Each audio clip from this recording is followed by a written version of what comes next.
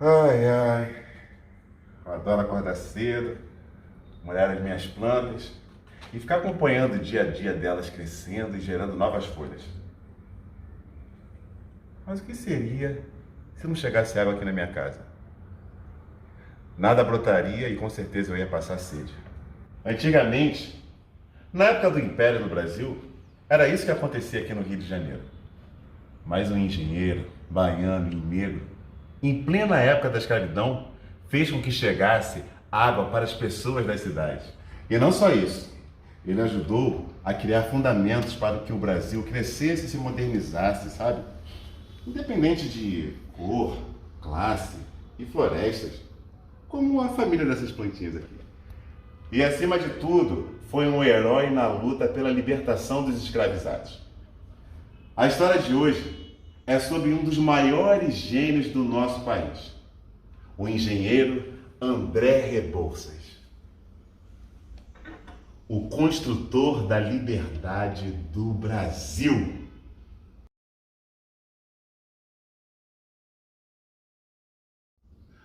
A nossa personagem de hoje era neta de uma mulher escravizada que tinha conseguido a sua alforria. O que quer dizer? Tinha conseguido a sua carta de liberdade. E seu pai era conselheiro do imperador.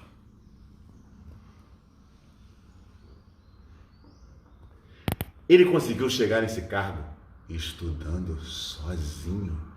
E ele matriculou os seus filhos numa escola de engenharia, que tinha também especialização na Europa. Ao sair da Europa,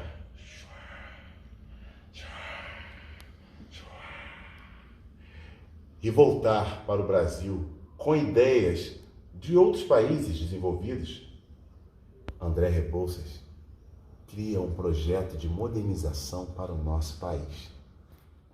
Como bom engenheiro, começa então a colocar a mão na massa para construir fundamentos mais sólidos para o país.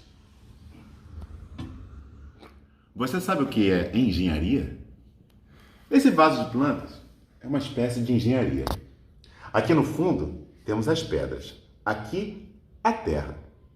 Ao jogarmos água nesse recipiente, a água fica aqui, mas vai crescendo também a raiz. Sempre que necessário, ela suga a água, fazendo crescer essa bela plantinha, gerando também essas folhas. Olha que folhinha linda. Assim deveria ser a sociedade. Em 1865, como eu falei no início da história,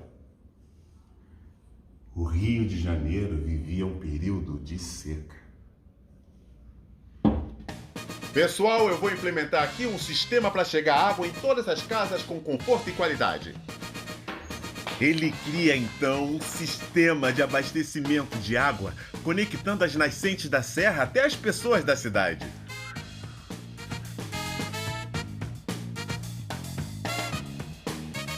Fazendo com que as pessoas não precisassem mais depender das moringas, aqueles grandes recipientes para buscar água.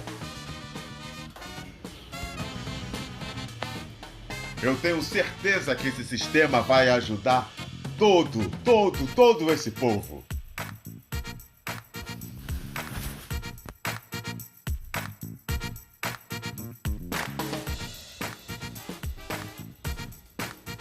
Rebouças também começa a construir e a reformar portos.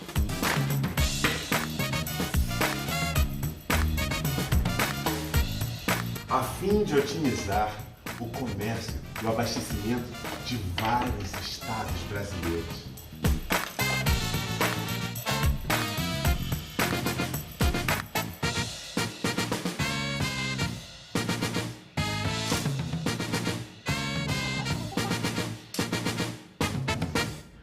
Um deles foi no Paraná, quando o estado só tinha 10 anos. Quase ninguém sabe, e nem mesmo os próprios paranaenses, mas os grandes responsáveis por desenvolver e transformar esse estado do Sul em uma grande potência nacional,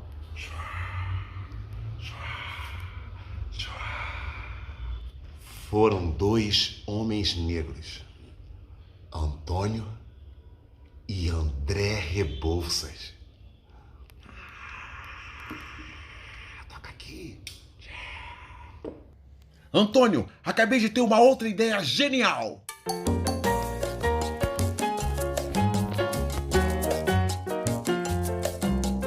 Eles projetaram não só o porto e uma das primeiras grandes estradas do país, a Estrada da Graciosa, mas também a ferrovia que cruza a Serra do Mar, conectando as plantações do interior e os centros urbanos ao porto de Paranaguá. Muitos engenheiros e chefes de obras achavam que não seria possível e desacreditavam dos irmãos. Sem falar do preconceito racial contra ele. Como é que pode os Rebouças conseguirem fazer uma obra tão genial como essa? Nossa, nós nunca tivemos uma ideia dessa. Pois então, os irmãos Rebouças criaram e executaram um projeto tão bem feito, sem agredir ou desmatar a floresta e suas nascentes, que até hoje funciona e é considerada um dos maiores pontos turísticos do país. André Rebouças sabia que para melhorar e desenvolver o país era necessário dar fim à escravidão e também uma distribuição mais justa das terras dos antigos proprietários e fazendeiros entre os ex-escravizados. Ele também criou um plano chamado Democracia Rural, cujo objetivo era acabar com esse sistema escravagista.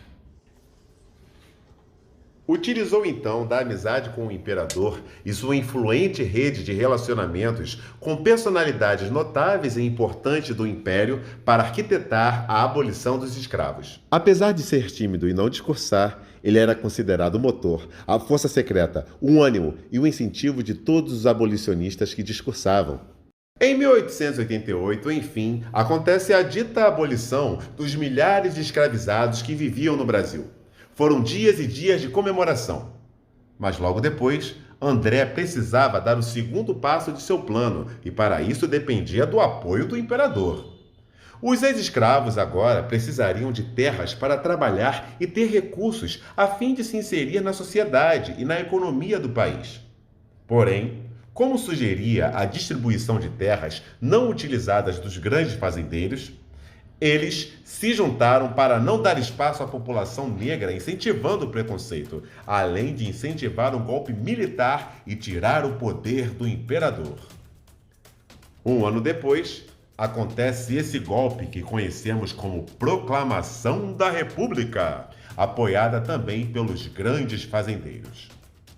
André Rebouças, pelas suas ideias e ativismo, acaba sendo expulso do Brasil junto da família real pelo novo governo. Ele achava que o imperador, em oposição à aristocracia rural, contrabalancearia o poder, dando espaço para a população mais pobre. Era a engenharia dele aplicada na reformulação de bases das estruturas sociais. Infelizmente, ele não conseguiu viver o suficiente para continuar o que começou. Afirmava: abolição da escravidão eu vivi para ver. A democracia rural não. Quem possui a terra, possui o homem. Contanto, o início e a ideia ele plantou. Foi embora o fruto, mas a árvore ficou. E suas raízes são muito fundas para tentarem arrancar. Agora cabe a nós o próximo passo para continuar.